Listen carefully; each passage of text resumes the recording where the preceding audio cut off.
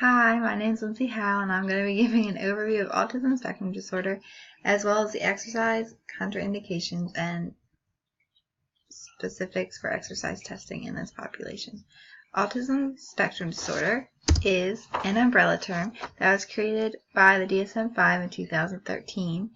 It is a combination of autistic disorders as well as Asperger's disorders.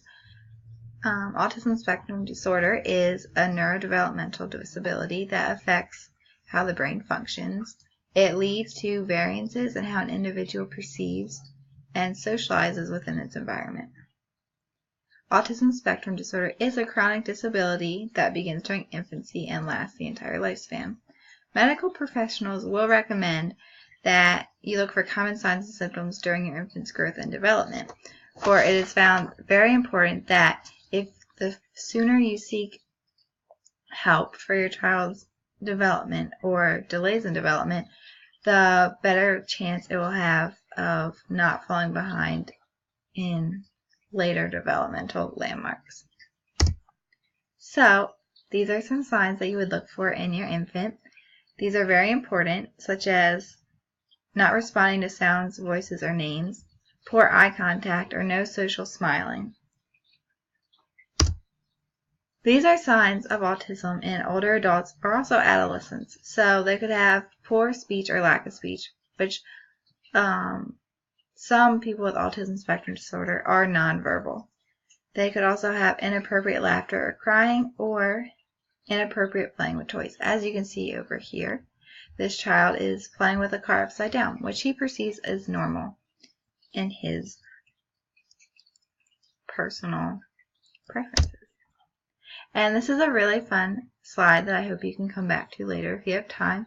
This just shows how the signs of autism may seem atypical to us, whereas for children with autism, it really is their normal for everyday life.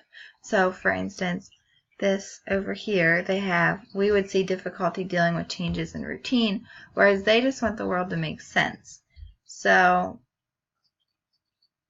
when you're dealing with these individuals, it's really important to keep in mind that it's not just something you can fix like a broken bone. It's their whole entire perspective of the world. So you have to be patient and not try to fix everything about them and let them be their individual self.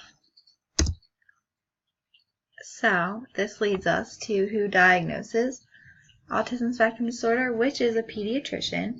They are required to screen children at least up to 3 times within the first year of life, but which happens during a typical checkup appointment. So you don't have to worry about making extra appointments for your newborn child. You are also typically diagnosed within 2 to 6 years of age, but symptoms of the disorder could be seen as young as less than 6 months of age. But once you're screened and see some symptoms, you have to go to further diagnostic criteria, which could take up some time. So it's not common to do it older than 2. So this is the screening tool that pediatricians would use when you bring your toddler in for their checkup. This is called the MCHAT-R, which this is also just a portion. It's typically 40 questions, and you would ask the parents these questions, and you would, every time they say yes, you would tally it up, and at the end, there's like there's a landmark of how many numbers you have to reach to be considered symptomatic of autism spectrum disorder. This is not an official diagnostic tool. It's just a screening that would refer children who came up as symptomatic to receive further diagnostic testing, which is always very important. So once the screening has been done, and if you come up positive, you would be sent off to other medical professionals such as a developmental pediatrician, as well as a child psychiatrist, and you could also be sent for diagnostic testing from pediatric occupational therapists and speech language pathologists. So this leads to the diagnostic criteria that was created by the DSM-5. These are the two main characteristics that a child would be impaired. So that would include impaired ability to interact socially and engage in social communication, as well as having restricted behaviors, interests, and activities. We don't have time to fully go into the details of both of these, but for example, a restrictive behavior activity would be similar to like an obsession. They would have a favorite object or a favorite topic where they would prefer to talk about that, but if you talk to them about other topics, they would be less likely to interact with you due to the impaired ability to interact socially and engage in social communication. Children with autism spectrum disorder usually like to keep to themselves unless they need something. It's common to be seen that children with autism spectrum disorder will not go to their adults for like affection, but they will go to them just to get something if they need it without like emotional attachment. So within these two characteristics, there are subcategories, of course, and to be diagnosed with autism spectrum disorder, you must have at least two of these characteristics, as well as in the second characteristic, you must have at least two to be diagnosed completely with this disorder. So that leads us to the causes of autism spectrum disorder. The causes are not entirely known, but researchers have been working very hard within the past decade or so to discover the cause of this disorder. What they found are there are two main causes, which are genetic as well as environmental. So, as you can see, I have a picture of a freeway, a pregnant lady, and a sick child. It's a common misconception that children who receive vaccines, it causes them to have autism spectrum disorder, which has been proven wrong in many research studies. Although a research study from researchers on the childhood autism risks from genetic and environment from the Mind Institute of UCSD found that 20% of children with autism spectrum disorder were born from a mother that was obese. They also found that children with autism spectrum disorder were more likely to be born from a mother that lived less than 2 blocks away from the freeway. This is linked into environmental toxins such as exhaust from cars. They also found that a combination of undernourished mothers and the genes already being prevalent caused more likelihood of the genes to be active, causing autism spectrum disorder. And researchers in 2007 found that genetic factors such as the copy variants cause higher risk of autism in children. So here is a chart of the factors that would increase the prevalence, because as you're going to see in a slide or two, the prevalence of autism spectrum disorder has really grown within the past couple decades. So mainly, as you can see, the 44% is unexplained, so researchers are not always entirely sure. And it's also been found that there's a combination effect where sometimes environmental factors are not enough to cause autism spectrum disorder alone, but when combined with the genetic mutations, it will cause it. Although in some cases, children they develop this disorder with just environmental factors or just genetic disorders. So it's very wide range of causes and mixtures that could lead to autism spectrum disorder. This is a cool way to look at the prevalence around the world. Although you can see that the white population has a higher percentage of people with autism spectrum disorder, although I'm skeptical to think that there could be possible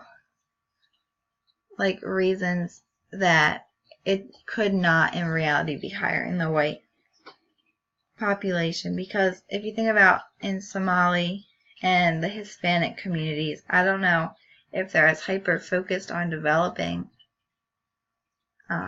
learning disabilities and different types of disorders in children because of different medical advances in different areas of the world.